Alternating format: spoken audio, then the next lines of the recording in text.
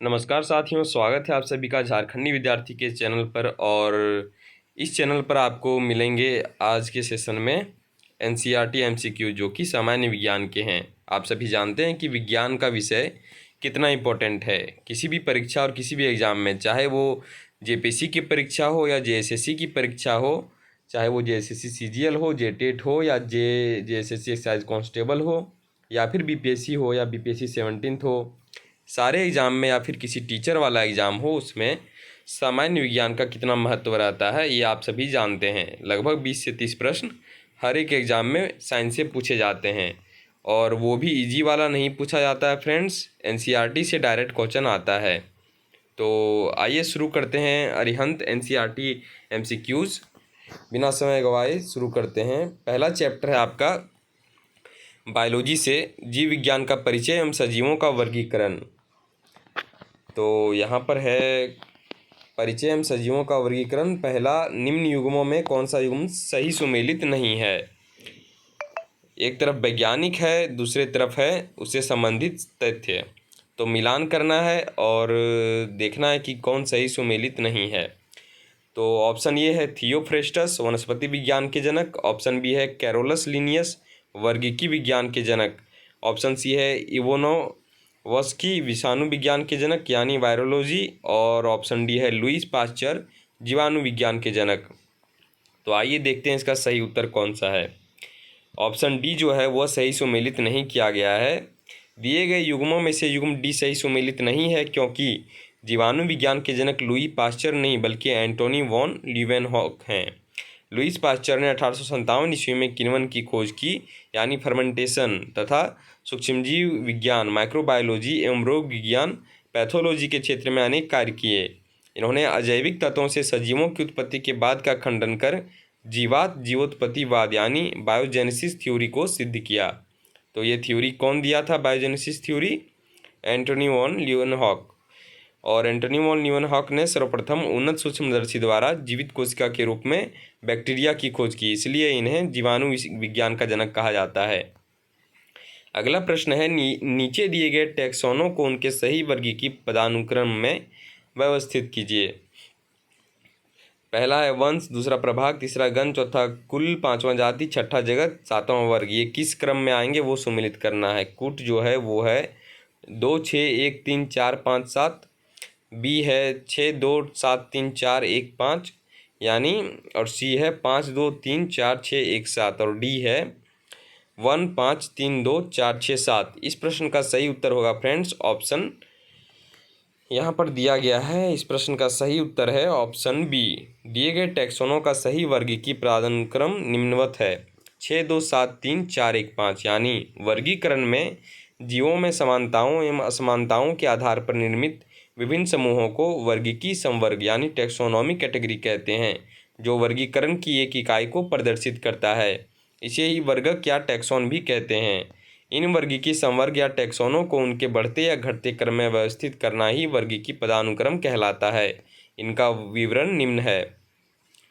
जगत, स्पेसीज जो है वर्गीकी पदानुक्रम की सबसे बड़ी इकाई है, और डिवीजन, पादपों में या संघ, फाइलम, जंतुओं में अनेक वर्गों का समूह, और वर्ग जो है क्लास, अनेक गणों का समूह, और गण है, गण यानी ऑर्डर, अनेक कुल का समूह, और कुल यानी फैमिली, अनेक वंशों का समूह। वंश, जेनस, अनेक जातियों का समूह। जाति, किंगडम, वर्गीकरण की सबसे छोटी एवं आधारभूत इकाई। तीसरा, सूची 1 को 2 से सुमेलित कीजिए। वैज्ञानिक है एक तरफ, दूसरी तरफ उनका कार्य या पुस्तक दिया गया है। तो चार्ल्स डार्विन है, कैरोलस लिनियस है, कार्ल वोश है, आर.एच. व्हिटेकर है। और दूसरी तरफ है 3 डोमेन प्रणाली, 5 जगत प्रणाली, दी ऑरिजिन ऑफ स्पेसीज, और चौथा है सिस्टेमा नेचुरी। तो आप सभी जानते हैं कि दी 5 जगत जो प्रणाली है वो आर.एच. व्हिटेकर का है, यानी डी का 2 होगा, और कैरोलस लिनियस का जो है वह सिस्टेमा नेचुरी होगा, बी का 4, और डार्विन का ए का 3, ए का 3, डी का 2 और बी का 4, ये 3 D2 B4।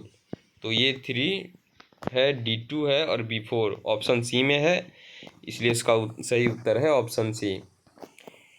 इसकी व्याख्या बता रही सही सुमेलन ये 3 B4 C1 D2 है। अब आइए डिटेल में जानते हैं। चार्ल्स डार्विन ने जैव विकास की अवधारणा को समझाने हेतु प्राकृतिक चयनवाद थ्योरी ऑफ नेचुरल सिलेक्शन का प्रतिपादन किया, जिसे उन्होंने 1859 ईस्वी में अपनी पुस्तक द ओरिजिन ऑफ स्पीसीज में प्रकाशित किया। कैरोलस लिनियस ने द्विनाम पद्धति यानी बायनोमियल नोमेनक्लेचर का उदाहरण सहित प्रतिपादन अपनी पुस्तक सिस्टेमा नेचुरी में किया था।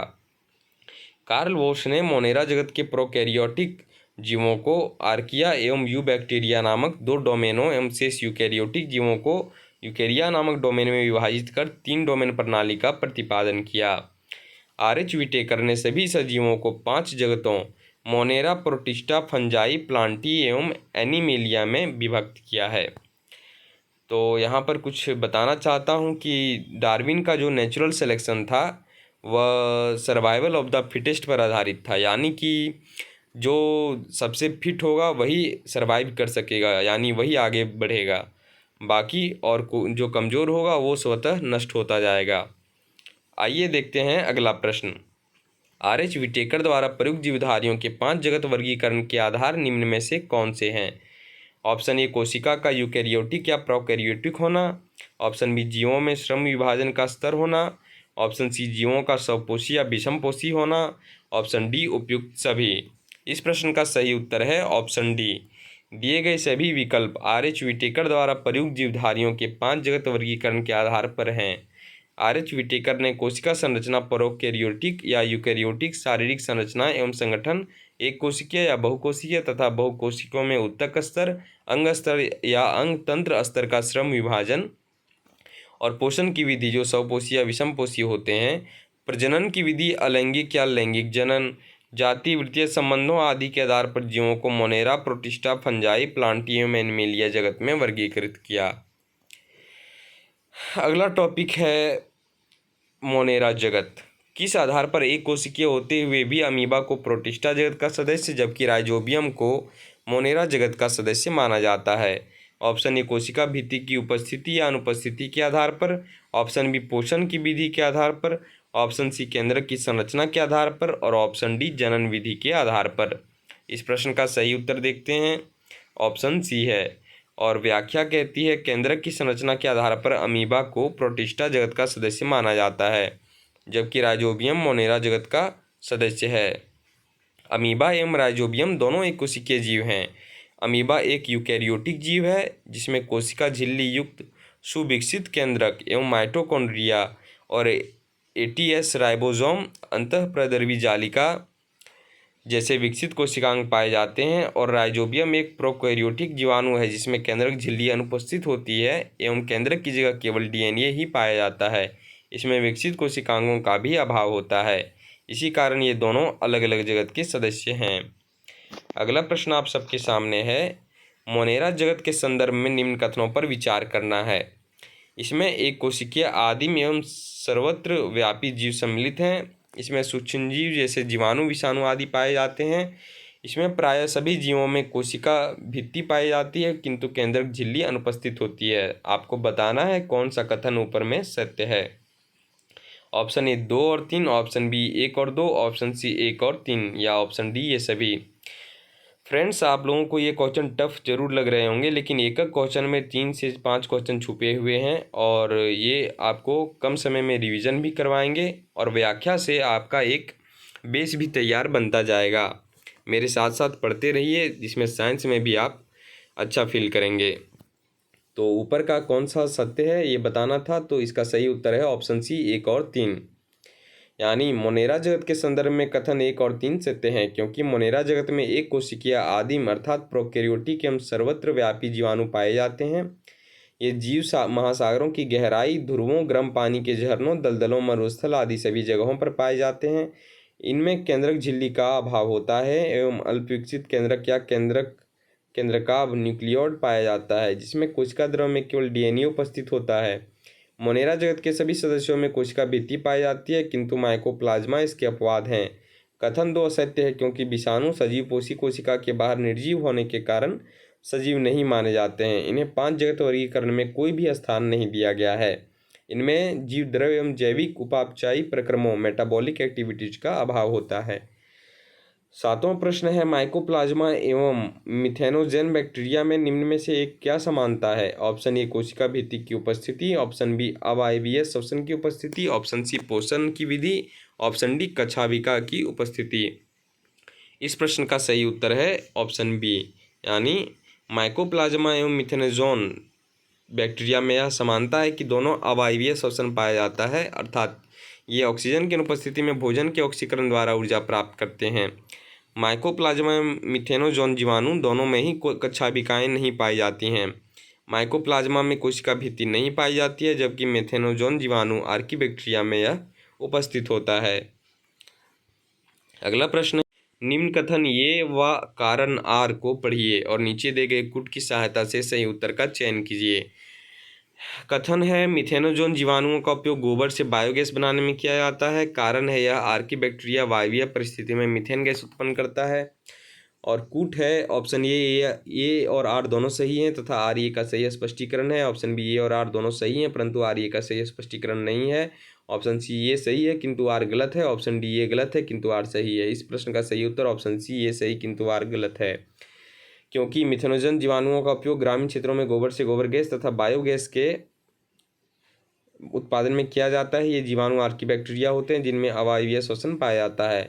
रूमिनेंट पशुओं जैसे गाय भैंस आदि के आमाशय में उपस्थित ये जीवाणु ऑक्सीजन की अनुपस्थिति में कार्बनिक पदार्थों का अपघटन कर मीथेन गैस उत्पादन करते हैं। बायोगैस संयंत्र में गोबर के अवायवीय अपघटन से प्राप्त बायोगैस का उपयोग प्रायः भोजन को पकाने में किया जाता है। नौवां प्रश्न है, जीवाणुओं के महत्व के संदर्भ में निम्न कथनों पर विचार कीजिए।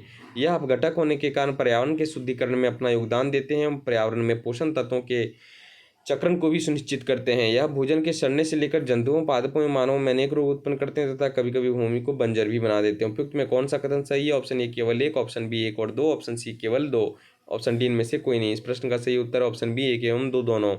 जीवाणुओं के महत्व के संदर्भ में दोनों कथन एक और दो दोनों सही हैं। मृतोपजीवी जीवाणु मृत कार्बनिक पदार्थों के अपघटन से ऊर्जा प्राप्त करते हैं तथा पर्यावरण के शुद्धिकरण एवं पोषक तत्वों के पुनर्चक्रण रिसाइकलिंग में सहायक होते हैं। जीवाणुओं की अपघटन प्रक्रिया के कारण ही मृत जंतु, पादपों की झड़ी हुई पत्तियां, फलों के छिलके आदि अकार्बनिक अपशिष्ट कुछ ही समय में वातावरण से गायब हो जाते हैं। अपघटन की प्रक्रिया में जटिल कार्बनिक यौगिक सरल यौगिकों में टूटते हैं, इससे पोषक तत्व पुनः अपने स्रोतों में मिल जाते हैं। उदाहरण स्वरूप मृत जंतु के शरीर से अपघटन से उसमें उपस्थित कार्बन, नाइट्रोजन, जल आदि पर्यावरण में पुनः पहुंच जाते हैं।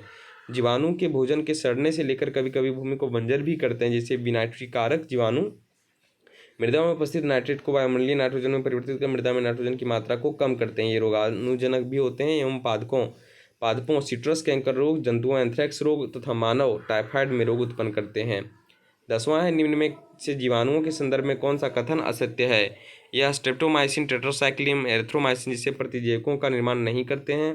यह नाइट्रोजन फिक्सेशन द्वारा कृषि हेतु मृदा की उर्वरता बढ़ाते हैं।